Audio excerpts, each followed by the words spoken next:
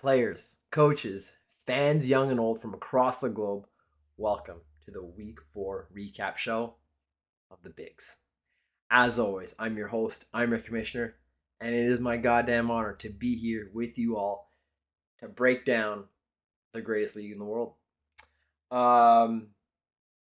It was a record-breaking week. I love to start every week. I gather little tidbits from this game and that game, and what made this week tick? Records, shattering them. Three of them for sure were like real records that I think were actually broken, even though I don't have the stats, the archives. They disappeared in the fire of Alexandria. Look it up, history stuff, knowledge. I'm teaching you stuff here. One record was just like a flowery, cushy record that just threw in because I don't know, whatever. I have to start somewhere, and we'll start with this one because this one includes all of you, even you boots that you stink this week. Record for most total points in the league combined. Every Jimmy, every Joe gave it their all for a total of 1,307.7 points tallied this week by our boys in the Biggies. 5 teams out of 6 had over, as Jake said, 212 points. Sound Chris. Yeah, definitely a record. A 7-day week record, because there's always that one week where the All-Star Baker, this, that, where it's like a 10-day. No, those don't count. 7 days, 1 week matchups. So let's get into it. Is that all I have to say for the start off? Yes, I do. Let's get into it with the first matchup of the week. Portland Backhanders taking on the Comeback Kid. Sneaky, one of my favorite growing rivalries. And this time, the Portland Backhanders, as he likes to say it, splooged all over the Comeback Kid's back and front, according to last year. 240.5 to 185.1. Portland Backhanders, they finally get on the board with their first win of the season. They are now 1-3, and they had the highest point total of the week. Right off the hop, it was over. I mean, we'll get into the Comeback Kid because I always start with winners here. But this matchup was done, written in sand. I mean, talk about mailing in a week. By the end of day on Thursday, the Portland Backhanders were up 177.5 to 78.1. I really wanted like a hundo point differential. We've never had it. That would be 100% a record. But we'll have to settle for 55 instead. Portland Backhanders won 5 out of the 7 days over the Comeback Kid, and they were led by Tage Thompson, 29.2 points. I don't know if a player has ever hit 30. I'm sure someone has. Erik Karlsson, the resurgence, 26.4, and Troy Terry, nailed it, 17.8 points. They led the way. And the forwards, offense, let's call them offense, forwards and defense, carried the load and threw it right on Chris's face. They had 207 points total. You didn't need goalies. You could have sat every single goalie this week and still would have won. And it was over 50 games. Quick math guy here. 4, 8, 5, 10. Oh no, I should know this. 207 divided by 50. 4 points a game average. Yes, nailed it. 50. Bang. That's hot. Tough look for the kid. -1. Your goalies, as I said, um, they were fine. They were 4-2-1, 33 points this week. Didn't even need to show up. Didn't even have to strap up the pads, and you would have won. After last week's rant, the kid had a tough loss last week, needed a big performance this week, and he got it. And no videos this week, but he made sure to shoot me a little texty text saying, "Big Bootsy," aka the come on his back kid, aka Scrooge getting Mike splooged on, aka poop butt. Gets a little collateral splat in his mouth after losing by 55. Bootsy. You take that, you put that, yeah, you keep that's bulletin board material. Next time you guys match up, I'm calling you. Let's get to Bootsy. Stick taps for the kid. Huge weekend for the kid. Off the ice. On the ice, he stinks. Off the ice, well done, Bootsy. Congrats to you and the lady. And that's all the good I can say. Because talk about mailing it in. Actually, 185.1 isn't bad, but compared to everyone else and how it started, I was like, this kid, he didn't get off the plane. He was at the cottage on Monday. Only team I can hit on, even though 185 isn't bad, as I said. That was a battle for last place. They are each now 1-3 on the season, and head to head gives the Portland Backhanders the edge again. Bulletin board material. I know you're raring to go. You're ready. You had to take care of business at the homestead, off the ice. Now it's all business. Your goalies had 29 points with a 3-5 record. You were led by Robertson, Jay Robertson. I know this. His brother's on Toronto. It's not Johnny. It's not Jimmy. James Robertson? Let's go with James. It's not James. 25 points. Rantanen 18.0. Dylan Larkin 17.6. It didn't matter. You on to next week. You're 1-3. Hope you had a good week off. At least you made the most of it.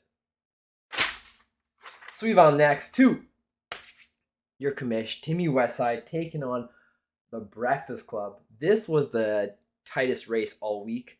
The commish improves to 3-1 on the season, 219.2 over the Breakfast Club, who had 215.3. My top goal-getters were Cooch with 23.4, Scotty 60-degree Wedgwood, we'll get into him later, with 15.8 points, and Svechnikov, I didn't want to go too loud, with 15 points. I'm now on a 2-game winning streak, so that's cool. As I said, it was a tight race from start to finish. Larry and I went back and forth on days we won. I won 4, he won 3. Just edged him out by under 4 points.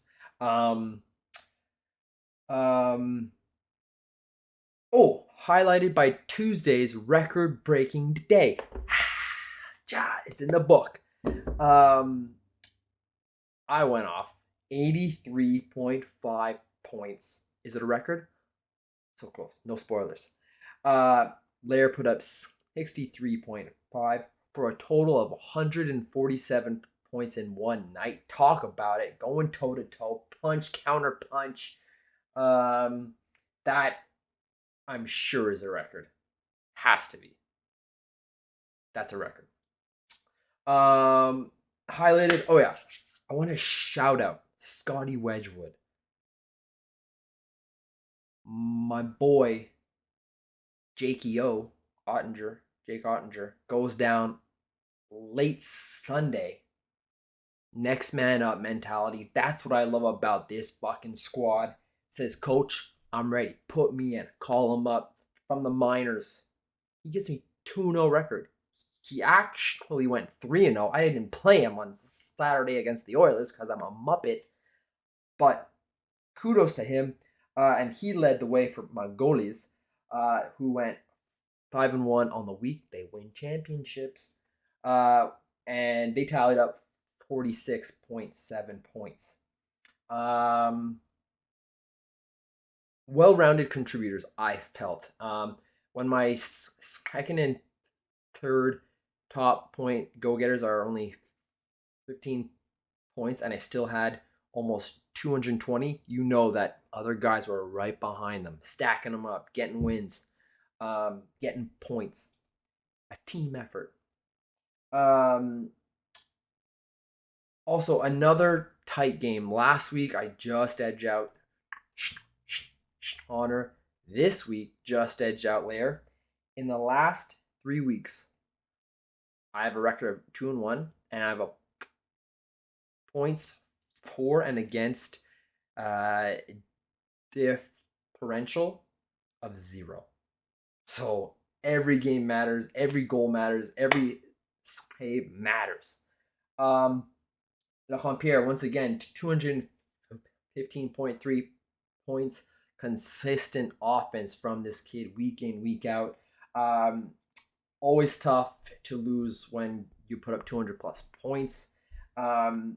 Back-to-back weeks of 200 plus points, and he has the most points in the league. Keep doing what you're doing. Those bounces are going to fall your way. His offense outscored mine 189.4 to 172.5. But his goalies only went 3-3 for a total of 25.9 points. It's a difference. McDaddy Long Dick Jesus, once again, his top go-getter, 21.6 points. Rasmus Dahlin, 20.4, and Logan Thompson, 16.1. Logan Thompson had 16.1 points, and your goalies had 25. Ooh, no support. McDavid has now led his team in scoring, shocker, for 3 out of the 4 weeks this year.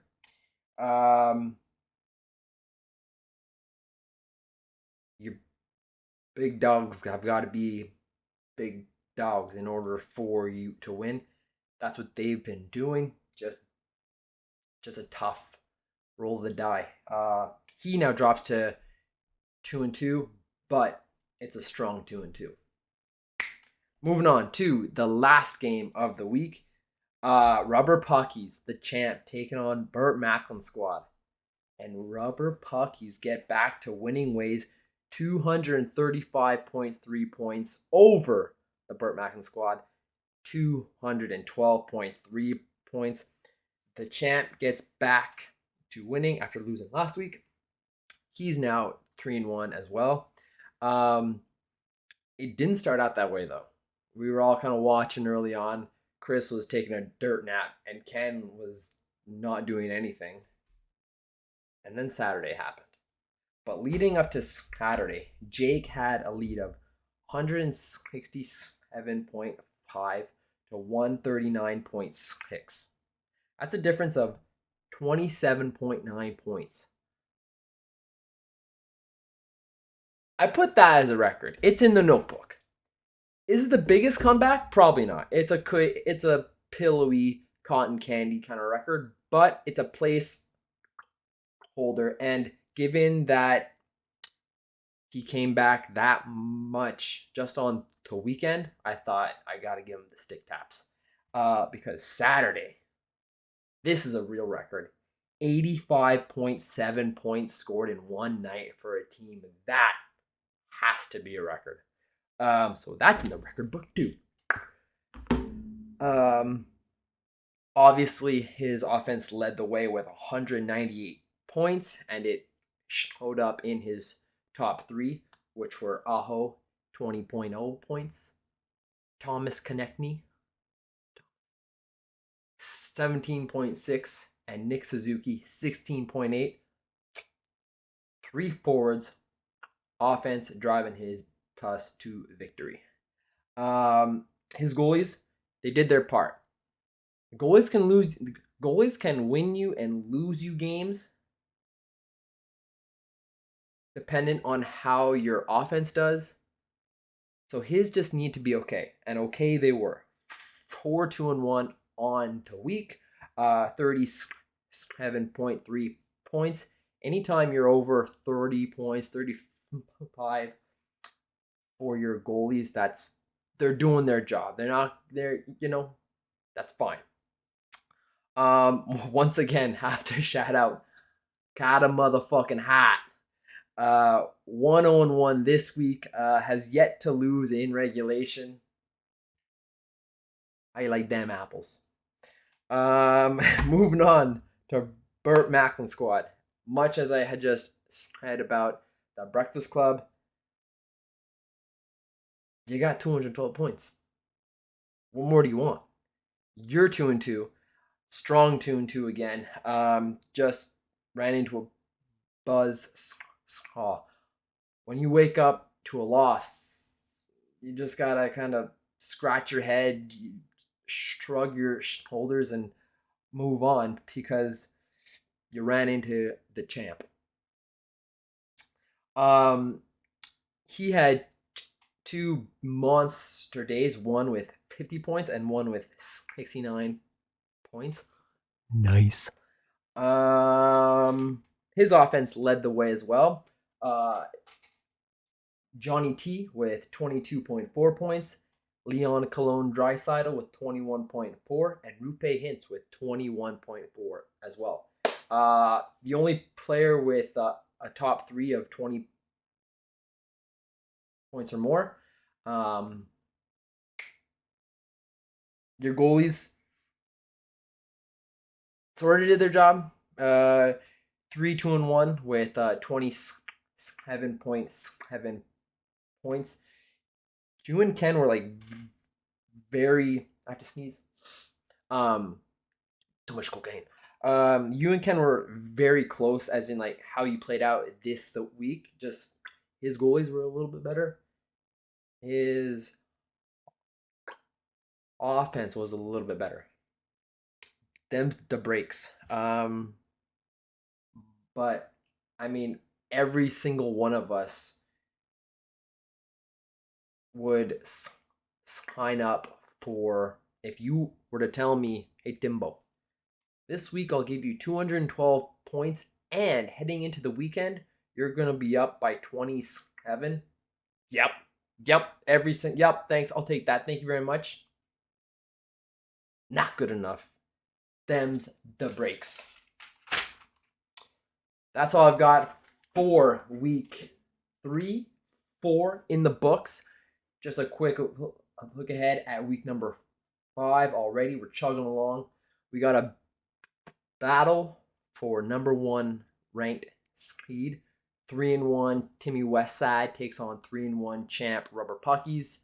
Then we got the Burt Macklin squad, 2-2, taking on the 1-3 Portland Packhanders. They're both playing good hockey. Someone's got to give. And we got our Breakfast Club against the Comeback Kid. Breakfast Club, keep doing what you're doing.